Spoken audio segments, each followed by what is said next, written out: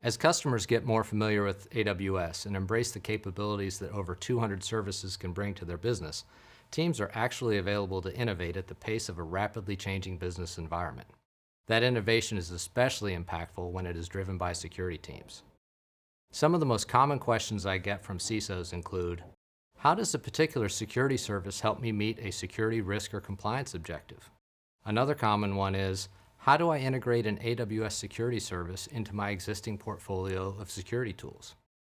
In these conversations, I encourage CISOs to think broadly and focus on security outcomes rather than specific security products or tools.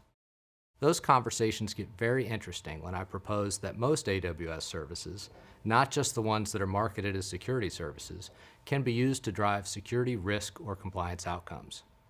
In many cases, an AWS security service can be used alone or in conjunction with one or more services by customers to achieve a security risk or compliance objective.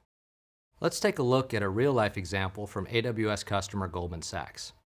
In their effort to focus on least privilege, just-in-time access for administrative activities and a supporting audit trail, they looked to AWS for a corresponding service.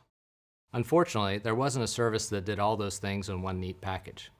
But by combining a couple of security services, along with several non-security services like Amazon DynamoDB, AWS Lambda, Amazon Athena, and others, they built their own solution to solve the problem.